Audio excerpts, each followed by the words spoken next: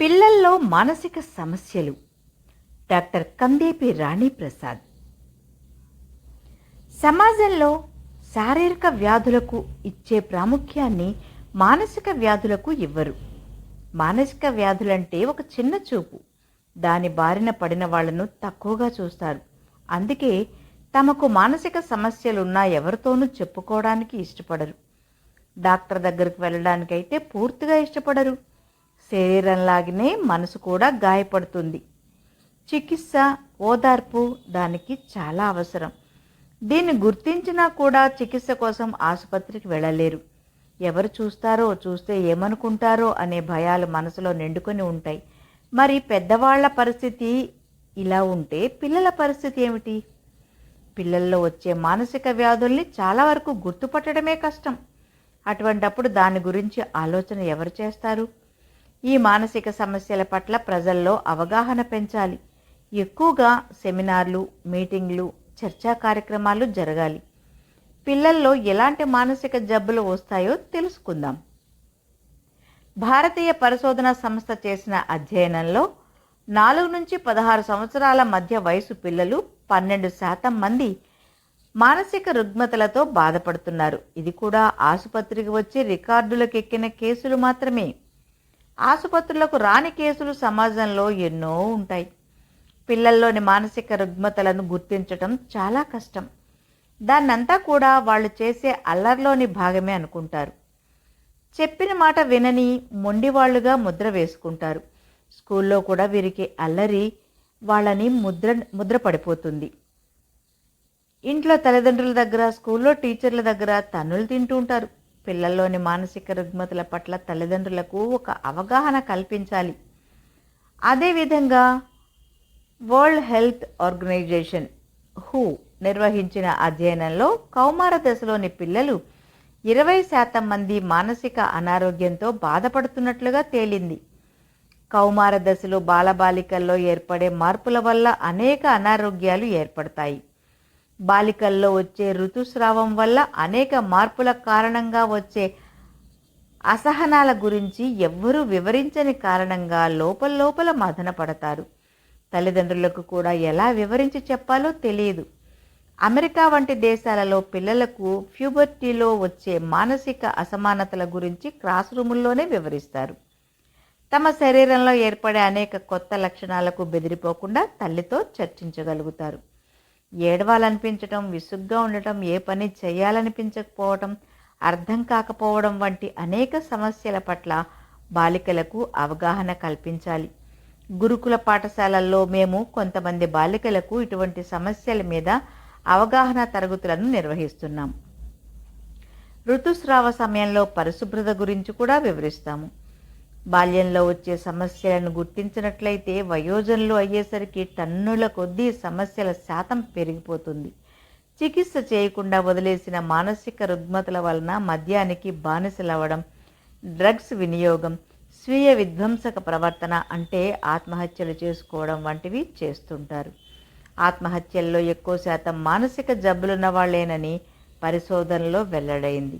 మానసిక ఆరోగ్య పరిస్థితులను సకాలంలో గుర్తించి చికిత్స చేసినప్పుడు పూర్తిగా కోలుకోవచ్చు, లేదా కనీసం వారి శరీరంపై, మనసుపై నియంత్రణను కలిగి ఉంటారు. అందుకని మానసిక రోగుల్ని నిర్లక్ష్యం చేయకూడదు. పిల్లలు మానసిక అనారోగ్యంతో బాధపడుతున్నట్లుగా తల్లిదండ్రులు ఎలా గుర్తించాలనేది మొదటి సమస్య. దానికి గాను చైల్డ్ సైక్రియాట్రిస్టులు కొన్ని లక్షణాలను, సంకేతాలను తెలియచేశారు. ఆకస్మితంగా మూడ్ మారిపోవటం అనేది జరుగుతుంది. అంటే నవ్వుతూ ఉండేవాళ్ళు సడన్గా ఏడుపు మొదలు పెడతారు. వీటిని మూడ్ స్వింగ్స్ అంటారు. ఇంకా చదువులో ఎక్కువ చురుకుదనం చూపించలేరు.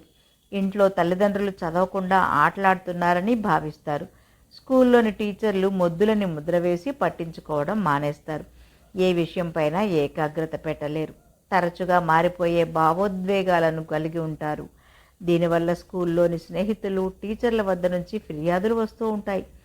నలుగురితో కలవలేక ఒంటరిగా ఆడుకోవడానికి ఇష్టపడుతూ ఉంటారు. అంతేకాక బరువు తగ్గటం, బరువు పెరగడం వంటివి ఆకస్మికంగా కారణం లేకుండా జరుగుతూ ఉంటాయి. ఇటువంటి కారణాలను తల్లిదండ్రులు గమనించినప్పుడు డాక్టర్ వద్దకు తీసుకెళ్ళాలి. మొదటగా పిల్లల డాక్టర్ను సంప్రదించినప్పుడు అవసరమైన చికిత్సను సూచిస్తారు. లేదంటే చైల్డ్ సైక్రియాట్రిస్ట్ను వద్దకు పంపి తగిన సలహా పొందేలా చూస్తారు. పిల్లల్లో వచ్చే ఆందోళనను గుర్తించాలంటే పెద్దవారికి ఓపిక చాలా అవసరం. మానసిక క్షోభను ఎక్కువ కాలం అనుభవిస్తే మధుమేహం, రక్తపోటు, ఆందోళన, నిరాశ వంటి అనేక వ్యాధులు వస్తాయి. సరి అయిన బాల్యం గడపని వాళ్ళు నేరస్తులుగా మారే అవకాశాలు కూడా ఉన్నాయి. ఇలాంటి మానసిక మరియు భావోద్వేగ అవరోధాలు లేకుండా సంతోషంగా పెరిగే బాల్యమే ఆరోగ్యకరమైన బాల్యం అనబడుతుంది. ఇలాంటి సమస్యలు, అవరోధాలు రావడానికి వంశపారంపర్య కారకాలు, మానసిక కారకాలు, భావోద్వేగ కారకాలు కారణమవుతాయి.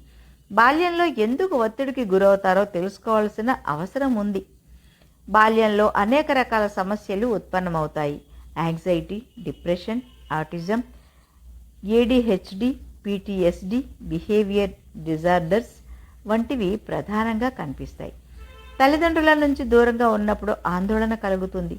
విపరీతమైన భయం లేదా ఏదైనా చెడు జరుగుతుందేమోనని భయం వల్ల కూడా ఆందోళన మొదలవుతుంది. ఇదే యాంగ్జైటీ. సాధారణంగా తల్లిదండ్రులను వదిలి హాస్టళ్లలో చేరే పిల్లలకు యాంగ్జైటీ ఎక్కువగా వచ్చే అవకాశం ఉంది. విచారకరమైన పరిస్థితులు ప్రతి వారి జీవితంలోనూ ఉంటాయి. ఎక్కువ విచారాన్ని పొందినప్పుడు రోజువారీ కార్యక్రమాలపై ప్రభావం చూపి డిప్రెషన్కు దారితీస్తుంది. వినోద కార్యక్రమాలపై ఆసక్తి తగ్గిపోతుంది. మంచం మీద నుండి లేవడం కూడా కష్టం అనిపిస్తే అది ఖచ్చితంగా డిప్రెషన్యే అయి ఉంటుంది. గిల్టీ ఫీలింగ్ను కలిగి ఉంటారు. అతి నిద్ర, స్వల్ప నిద్రను కలిగి ఉంటారు. పిల్లల్లో అతి చురుకుదనం కలిగిన పిల్లల్లో ఏడిహెచ్డి ఉంటుంది. చిన్నప్పుడే దీనిని నయం చేయకపోతే యుక్త వయసు దాకా ఉంటుంది. కుటుంబం మరియు స్నేహితుల వద్ద నుండి సరైన గుర్తింపు లేకపోవడం, ఆత్మవిశ్వాసాన్ని కోల్పోవడం జరుగుతుంది. ఒక చోట కూర్చోకుండా నిరంతరం కదులుతూ ఉంటారు. వీళ్లను కాపాడటం, పెంచటం తల్లిదండ్రులకు కూడా కష్టంగా ఉంటుంది. పోస్ట్ ట్రామాటిక్ స్ట్రెస్ డిజార్డర్ అనే పిటిఎస్డి అనే రుగ్మత ఏదైనా అనుకోని సంఘటన తర్వాత జరిగే విషయంగా సూచిస్తారు ఆప్తులు. కుటుంబీకుల మరణం పిల్లల్ని ఈ రుగ్మతకు గురి చేయవచ్చు. పీడకలలు, నిద్ర సమస్యలతో బాధపడతారు. తీవ్రమైన విచారం, భయం, ఆందోళనను కలిగి ఉంటారు. ఇవే కాకుండా బిహేవియరల్ డిజార్డర్స్ను పిల్లలు కలిగి ఉంటారు. విపరీతమైన కోపం వల్ల ప్రవర్తన రాహిత్యంగా ఉంటారు. తీవ్రమైన మానసిక సమస్యల పట్ల అవగాహన కలిగి ఉండాలి. చాలామంది పిల్లలు తమ భావాలను తల్లిదండ్రులతో పంచుకోలేకపోవచ్చు. తల్లిదండ్రులే వారిని గురించి అర్థం చేసుకోవాలి. తర్వాత వైద్యుల సహాయం తీసుకోవాలి. పిల్లల అభివృద్ధిపై ఒత్తిడి ప్రభావం తగ్గించేలా ప్రయత్నించాలి. ధన్యవాదాలు.